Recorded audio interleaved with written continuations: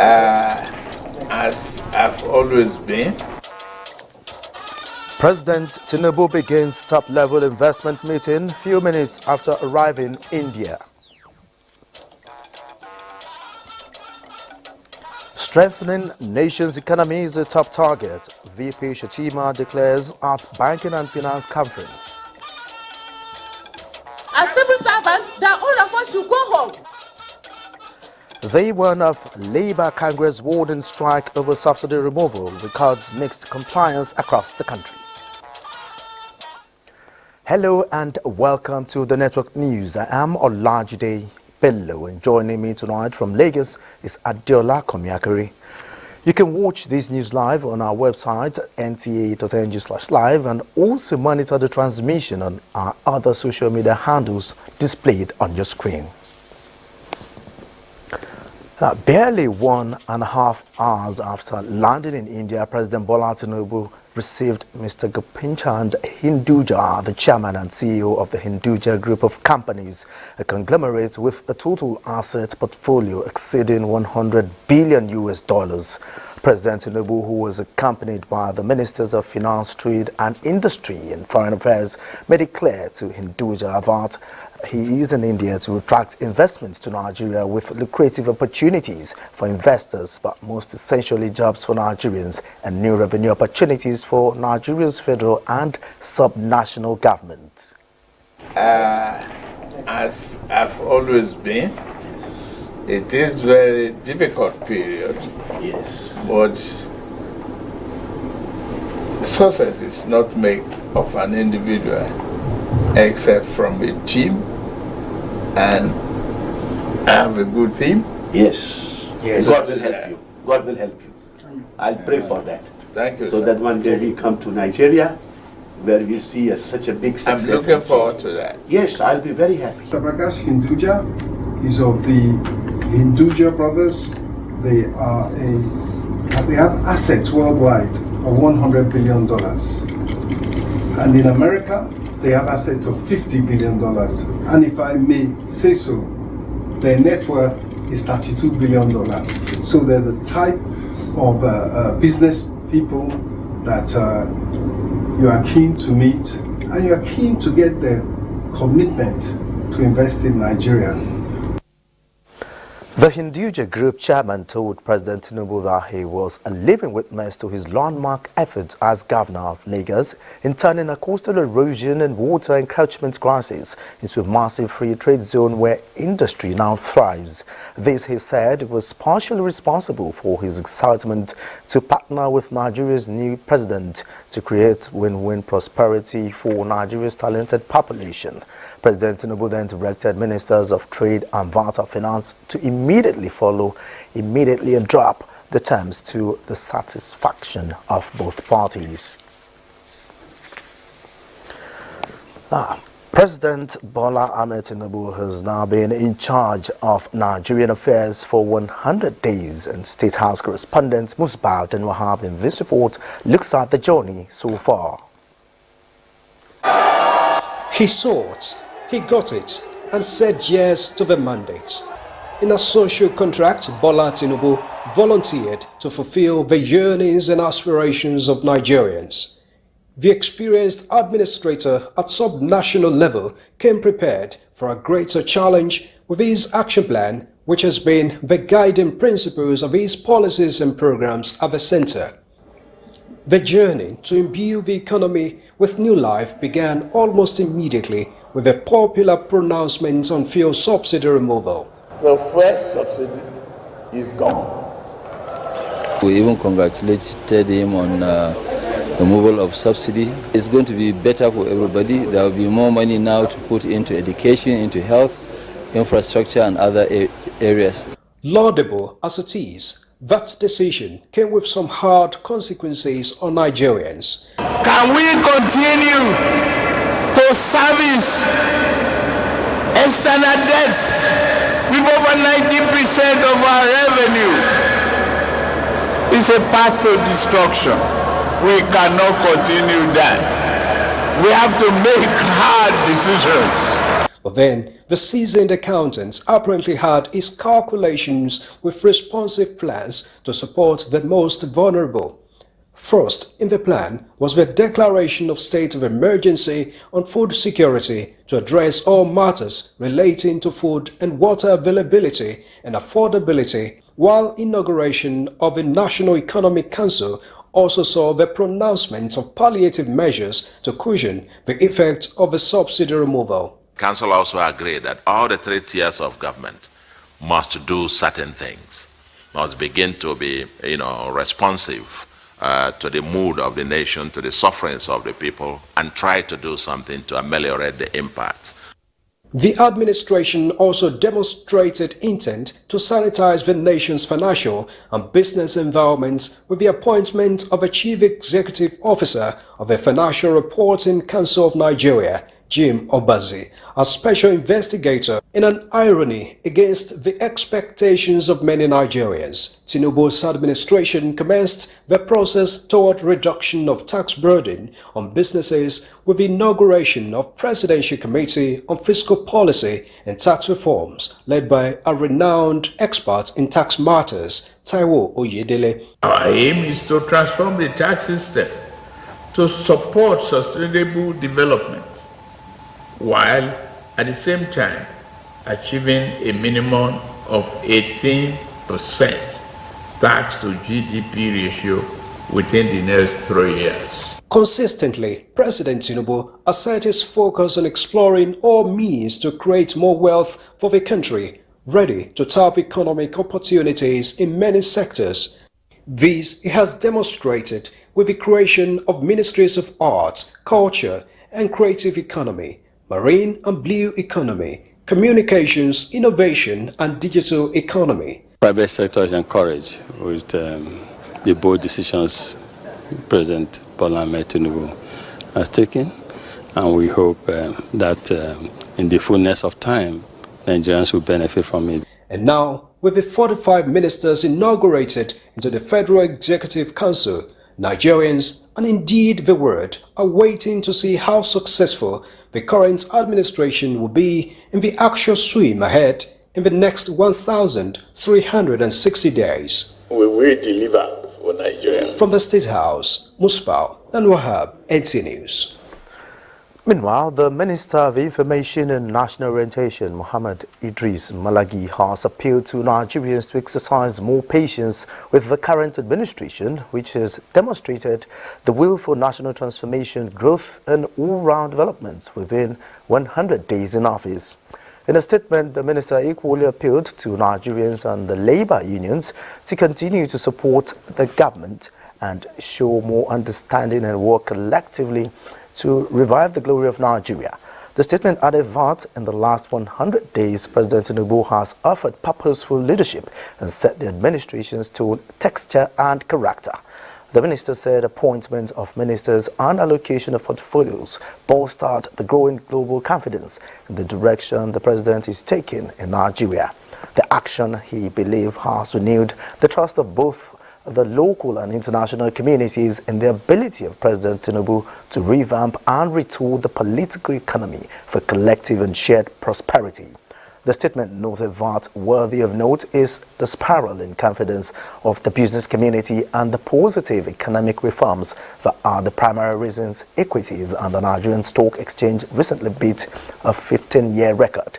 President Tinubu's journey to India, accompanied by a selected delegation of cabinet members and over 30 entrepreneurs across various sectors of the economy for the G20 summit, is an initiative that showcases Nigeria's readiness to collaborate meaningfully for sustainable economic development, according to the Minister of Information and National Orientation.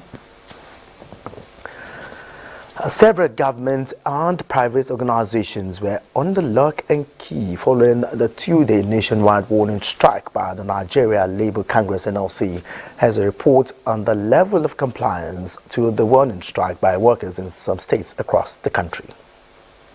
Not satisfied with the just issuing directives for workers to down tools for 2 days in protest, officials of the Nigerian Labour Congress in Abuja, the FCT, went round to ensure compliance Offices in many parts of the FCT remained closed as workers stayed away.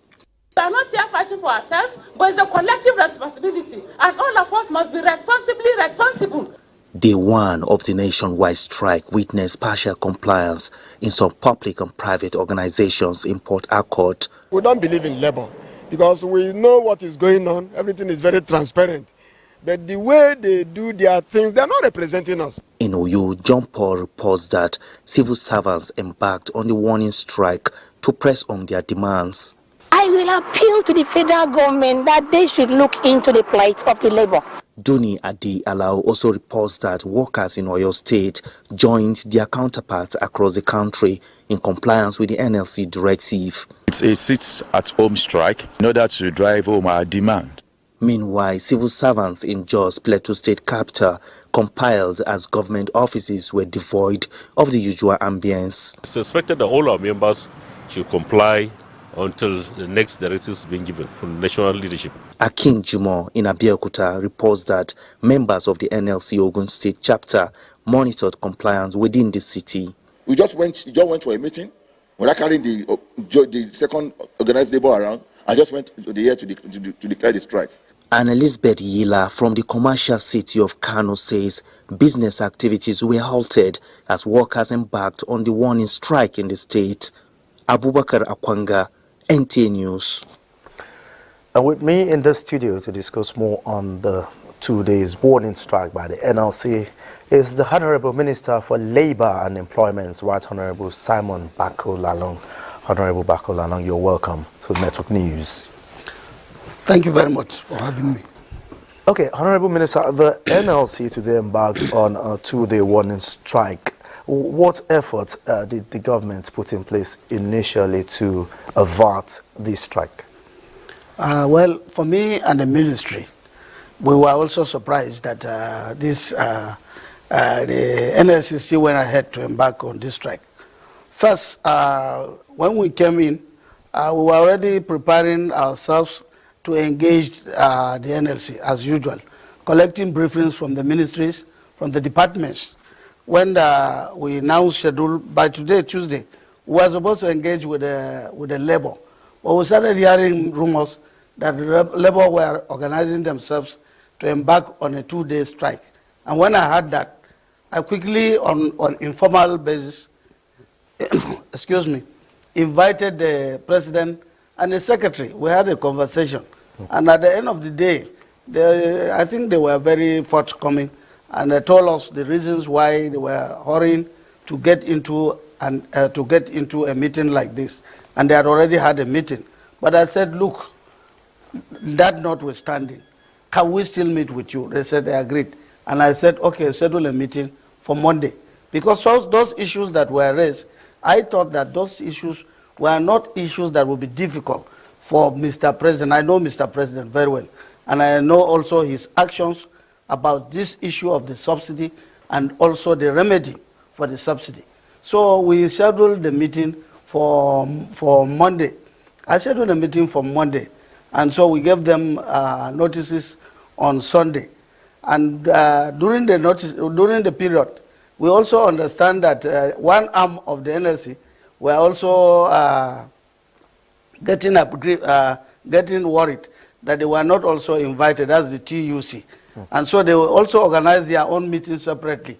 So because of that, I said, okay, 2 of them should come together. Let all have the meeting. Let us look at those issues and then pick the ones that will require urgent attention. I promised them that I will take them straight to Mr. President. And also reminded them that some of the issues that are raised are already being implemented. The subsidy thing, the palliatives are already going. They may not be going right, yes, according to what they are saying, but certain things must be done before corrections are also done. And when we had our first FEC meeting, the FEC meeting, the president, the agenda on the FEC meeting also includes subsidy and the palliatives.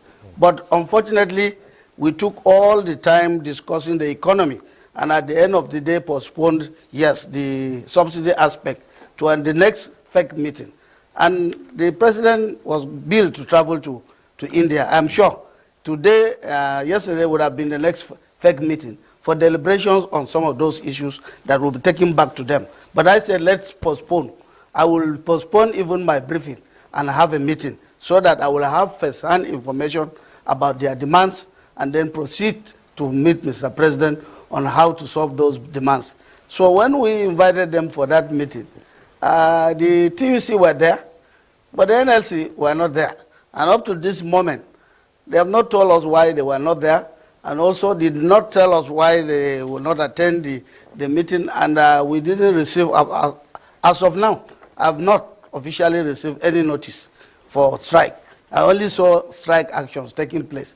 And we also, before even the meeting, I had to issue a press statement. And that press statement was exactly what the position of the government was on efforts that Mr. President has done, on certain efforts that are put on ground to be handled immediately, and also the urgency of addressing some of these issues, especially regarding the palliatives to various states, and also the aspect of federal government. Okay, Honorable Minister, now that you don't have a full house in terms of the NLC and the TUC, and the President is in India, what is the government going to do to ensure that the threat of a total shutdown is averted? Well, according to the NLC, the two days strike is to prepare for the 14 days. When we had a meeting with the TUC, I told them even before 14 days, I am sure, allow the President, when the President comes back from India, many of those issues that were raised, I promise we will handle them. We'll handle them before the 14 days. So there was no need to even engage in the 2 days, because the purpose of engaging 2 days was because there was no attention, as far as they were concerned, given to them. But at that period, the cabinet was not in place. And I said certain issues will require that the cabinet will take a decision. Certain issues will require that the NEC will also take a decision through the office of the Vice President, who is the chairman, just like the palliatives that went to NEC. Because without NEC taking a decision, there wouldn't have been the process of implementing the palliative. And so if the process is even faulty, get it back to us, we will know and make and remedy those processes. And then there were also issues about the wage reward, which according to them, Mr. President promised. I said, Mr. President just traveled. We pray Mr. President will come back safely, and then we will now continue from there, from where he left, and appeal to. And I also appealed to them. I said, while this is going on, why don't you allow us that time? We just resume, not up to 2 weeks, and let us get total collections of your problems, and then we now handle them holistically. So that was where we ended with the TUC, and we met a communique yesterday. Okay, Honorable Minister, sir. Honorable Minister, aside the provision of palliatives to states and local governments, how else is the government responding to demands of workers? Well, these were the issues, because those were the issues that were laid, not even now, but during the time they had a meeting.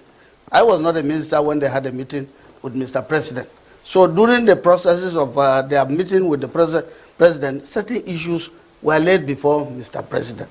And so their complaints were that it is taking too long. Government has not reached out to them. And we said, no, government did not reach out to you because the President was also busy trying to assemble the cabinet, because there were no cabinet ministers in place. Now that the cabinet ministers are in place, I am their minister. You've tabled it before me formally, so that I can now proceed and reach out to Mr. President to see whether we have failed. So you have not tabled the matter before me. You are jumping into conclusion that the matter will not be handled, which is quite unfortunate as far as I'm concerned. Because we are supposed to be brothers, we are supposed to be friends, and so if you table it before me, wait and see whether we can handle it or not. All right, many thanks, the Honorable Minister for Labour and Employment, Right Honorable Simon Bakolalang, for your inputs. Thank you very much. All right, moving on. President Bola Ahmed Tinubu has approved the appointment of mandate secretaries for the Federal Capital Territory Administration. The appointees are Mr. Beatrice Gerki, Secretary Area Council Services Secretariat, Lawan Kologe Idam, Secretary Agriculture and Rural Development Secretariat, Mr. Danlami Yao, Secretary Education. Others include Dr. Adedolapo Fashawe, Secretary Health and Human Services Secretariat, Barrister Salman Dako, Secretary Legal Services Secretariat, Barrister Chinedum Elechi, Secretary Economic Planning, Revenue Generation and PPP, Architect Uboku Tom Nyang, Secretary Transportation Secretariat, and Alaji Montari of the Kadri, Secretary Social Development Secretariat. The swearing-in ceremony is scheduled to hold Tuesday, 12th of September 2023 at the International Conference Center, Abuja, at 12 noon prompt. You're watching the news on NTA. We pause for some messages. The news continues after now. Many thanks for being there. The federal government has restated commitment to implement policies that will grow the economy with clear vision to reduce poverty and other challenges. Vice President Kashim Shettima said these at the opening of the 16th Annual Banking and Finance Conference in Abuja. State House correspondent Abdurrahman Jibrila reports. Seated here are managers of Nigeria's financial institutions brainstorming to provide a structural transformation for national growth, Nigeria's economic growth and empowerment. The role of the financial services industry is the theme of the two-day conference, resonating towards addressing the economic challenges. Now I must announce with pride that our decisions are already yielding tangible results, with boards, states, and federal governments now enjoying more substantial allocations. These funds promise a direct and positive impact on the lives of our citizens.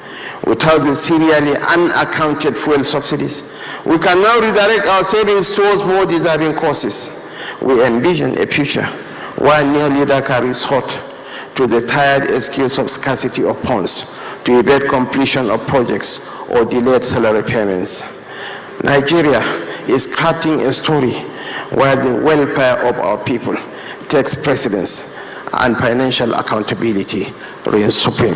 Economic revival plan is on course, prioritizing rule of law, agriculture, poverty reduction, and other areas. Vice President Shettima said government is not leaving behind.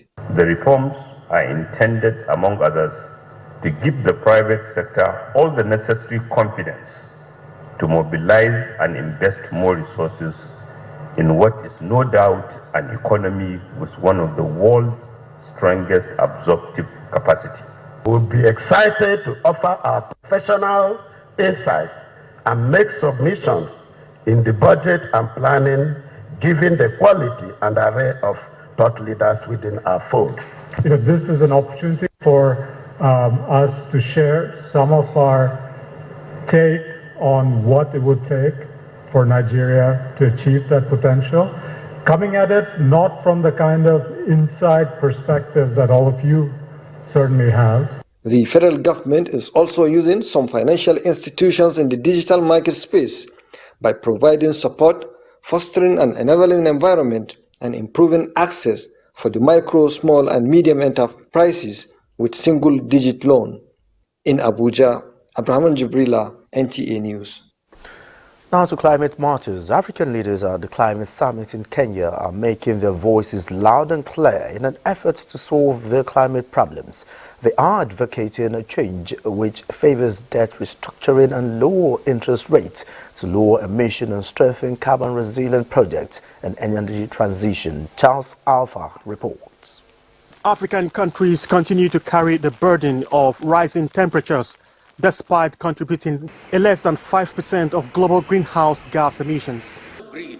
On Tuesday, they resolved they cannot continue to rely on promises of global financial commitment and offered proposals to reform global financial structures that have resulted in only a tiny fraction of investments in climate solutions being directed towards Africa. While they welcome a new global financial pact, they want to strategize and make the continent an attractive destination. Playing the blame game is not the answer. A more pragmatic approach is for Africa to be a key player in the search for global climate solutions. Ensure our advocacy for the mobilization of resources dedicated to green financing. We cannot continue to wait for the financial support that has been promised. Africa, they believe, must establish its advisory banner to undertake timely research and complement available data that will mitigate greenhouse emissions. Charles Alpha, NTA News. Meanwhile, the United Arab Emirates has announced a $4.5 billion in clean energy investment in Africa. Charles Alpha again reports that this came to the fore at a landmark climate summit aimed at attracting funding to combat global warming. Africa's search for huge climate investment at the ongoing Africa Climate Summit is already yielding results. A $4.5 billion investment by the United Arab Emirates to jumpstart a pipeline for profitable clean energy projects on the continent was viewed by many as a very important step in realizing the summit's aims and objectives. Head of the government-owned renewable energy firm, Masdar, the United National Oil Company, ADNOC, and the COP28 climate talks, Sultan Al Jaber, gave Africa hope by these announcements at the summit. The investment is aimed at developing 15 gigawatts of clean power by 2030 and catalyze at least an additional $12.5 billion from multilateral public and private sources. It is our ambition that this will launch a new transformative partnership to jumpstart a pipeline of bankable clean energy projects in this very important continent. As of 2022, Africa's renewable generation capacity was 56 gigawatts. The urge here is for institutions to lower debt burdens. We must all work together for Africa to become a renewable energy superpower. The three-day event in Nairobi, which began Monday, is built to bring together African leaders to define a shared vision for green development on the diverse continent of 1.4 billion people. Charles Alpha, NTA News. Away from climate matters now, the House of Representatives has expressed disapproval over the alleged illegal auctioning of public property by some government agencies and non-remittance of revenue realized into the consolidated revenue of the Federation. To this end, an ad hoc committee of the House, chaired by House Leader Professor Julius Onwavere, has been inaugurated to investigate the process of disposal of public property by the Nigeria Ports Authority, Nigeria Maritime Administration and Safety Agency, Nigeria Railway Corporation, River Basin Development Authority, Nigerian Railway Corporation and Nigeria Customs Service between 2010 and 2022. Is to summon here the Ministry of Water Resources. The clerk will do a letter to them since they were fully responsible for this asset disposal in the River Basin Authority. The committee says procedures for investigation will include all known global best practices for disposal of public assets and evaluation methods. Hence, information regarding activities and intervention programs by the Renewed Hope Initiative will enjoy wider coverage. This is in order to capture more women and other vulnerable groups targeted by the initiative across the country. Minister of Information and National Orientation, Ibrahim Mohammed Idris Malagi said this during a courtesy visit to Nigeria's First Lady and National Chairman of Renewed Hope Initiative at the Villa. Her role is largely to support Mr. President in the execution of his policies, but she also has her own pet projects. We discussed about that and how the Ministry of Information, like I said, and National Orientation can help in disseminating that to the Nigerian public. And Lagos is our fourth port of call where Adiola is standing by. Adiola.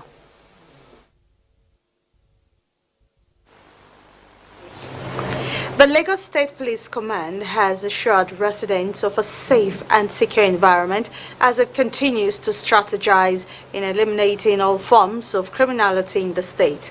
The Commissioner of Police, Idowu Owonwa, gave the assurance while briefing the media on its operations in which 66 suspects were paraded for varying crimes. Lane Leneke reports.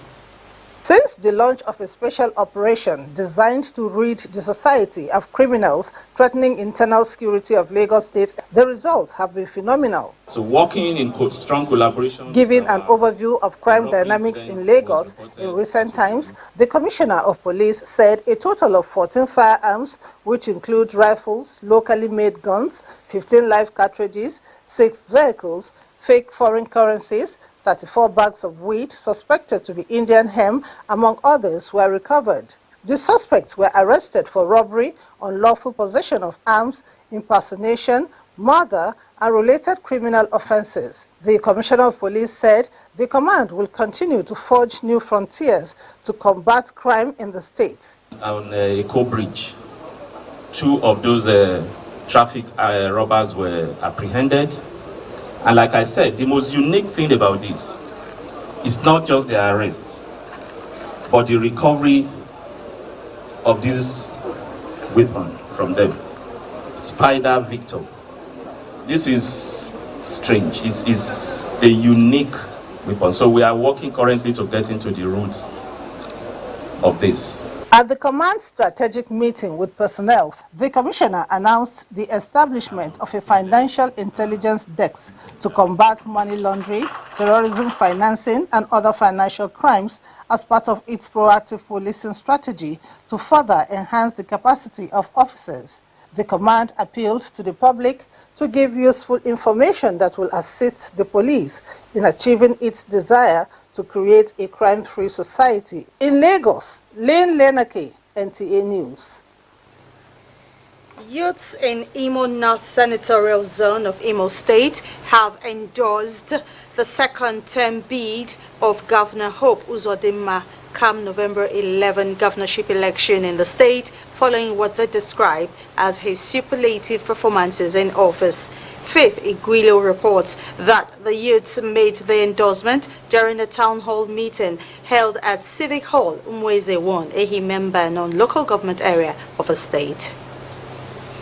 Over 28,000 youths from the 6 local government areas that made up the Imo North Senatorial District of Imo State, also known as Okigwe Zone, during the town hall meeting, which could be regarded as the highest gathering by the youths in the political history of Imo State, judging from the large number of them outside the already filled-up hall, said in one voice that Governor Hope Uzodinma's sterling performance and achievements within 3.5 years of his administration has taken the state to a higher level of development.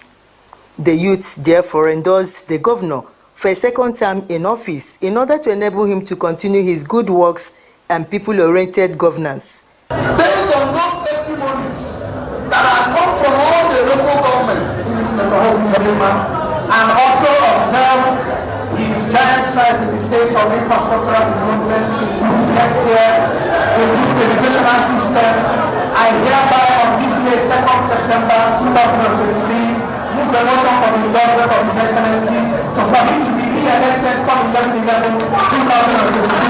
I so move. Having seen the motion and having also seen the trajectory of road rehabilitation and other infrastructural development, youth development, which is still ongoing, I hereby second the motion. Senator, only the Uzodinma be re-elected for second term. Let them stand up and say aye. Governor Uzodinma has said that it is for the people, it is for the youth, it is for our women. Governor Hope Uzodinma has been receiving endorsement upon endorsement from various groups in Imo State since he declared his interest to run for a second term in office. From Umweze 1, in Ehimemba local government area of Imo State, I am Faith Iguilo, NTA News. Those are the reports from Lagos. But do be reminded that you can still follow this news broadcast live on our website at nta.ng/live and on our other social media handles displayed on the screen for updates. We'll take another break. The news will continue with Olajide in Abuja. When we return, to stay. Glad to know you're still there. Now let's join Benny Adams for the business news segment. Benny. Thank you, Olajide, and welcome to business. The Federal Minister of Industry, Trade and Investment is re-strategizing on ways to better showcase the nation's products and services while fostering beneficial relationships with the outside world during expositions. A draft document to that effect is underway. Pursuing a renewed hope agenda by His Excellency President Bola Ahmed Tinubu to firmly position Nigeria as a global investment destination of choice. And we're also mindful of the fact that Mr. President, the Renew has 8-point agenda, and the one that connects to us specifically in terms of our sectors is economic growth and creating jobs and reducing poverty. To re-attract foreign direct investment back to Nigeria, we need to work on so many things. The issue of infrastructure, the issue of power. Also, we need to tackle corruption. And as experts continue to prefer solutions towards achieving economic growth, access to capital is in focus. We should also be looking at it, at how do we set up an SME bank. I mean, of course, if you look at in India and some of these other countries, you'd see that there are dedicated funding institutions that support, those sectors. And Nigeria's equities market on Tuesday moved further north by 0.08%, while investors booked 31 billion naira gain. At the end of today's trading session on the exchange, a total of 557.9 million shares in 9,818 deals, corresponding to a market value of 10.2 billion naira, were traded. Compared with the previous trading day, September 4th, today's data shows 25% decline in volume, 21% decline in turnover, and 18% decline in deals. The current market capitalization is 37.4 trillion naira. The United Bank for Africa recorded the highest volume of 63.3 million traded shares, followed by Owando 61.3 million and Fidelity Bank 58.1 million. That is business news. Network news continues with Olajide. Olajide, is over to you. Many thanks, Benny there. In anticipation of the broadcast of the outcome of the Presidential Election Petition Tribunal on Wednesday, 6th September 2023 by the Court of Appeal, it is pertinent to remind broadcasters of their responsibility to be professional. According to the Nigerian Broadcasting Code Section 313 states, and the broadcaster is recognized as an agent of society, therefore it shall not use the medium for any personal interest, privileges and needs of its own, proprietors, relatives, friends or supporters. Furthermore, in Section 543, the code stipulates in reporting conflict situations, the broadcaster shall reform the role of a peace agent by adhering to the principle of responsibility, accuracy and neutrality. The federal government, in collaboration with the Japanese government, is currently working on enhancement of rice seed production, which will serve as a roadmap for the achievement of self-sufficiency in rice production and input substitution. Minister of Budget and Economic Planning Atiku Bagudu disclosed this when a team from the Japanese embassy led by the ambassador paid him a visit in Abuja. Neka Oko reports. Over the years, relations between Nigeria and Japan have been largely economic and trade-driven, as both countries have been cooperating in the areas of agriculture, trade, investment, technical aid, and grants. This visit by the Japanese ambassador is to further explore opportunities for collaboration. The Minister of Budget and Economic Planning, Atiku Bagudu, emphasized Nigeria's eagerness to enhance the economic diversification agenda, while also highlighting the country's commitment to achieving a double-digit growth. Because we are responsible for national planning, We want urge you to assist us with such economic expertise that have helped Japan to overcome similar challenges. The minister also received a team from the United Kingdom Nigeria Infrastructure Advisory Facility. We visited with the Honorable Minister today to introduce the facility to him, explain what we've been doing in the area of infrastructure financing and support to the power sector, and also, quite importantly, understand what is of priority importance to the Honorable Minister. In Abuja, Neka Oko, NTA News. Another break beckons. The news continues shortly. Now to party politics. The national chairman of the All Progressives Congress, Abdullahi Umar Ganduje, says the party is poised to establish a National Institute for Progressive Studies aimed at developing capacity of future leaders through transparent and visionary process. The national chairman was speaking when the APC Progressive Change Agents Initiatives paid him a courtesy visit at the party secretariat.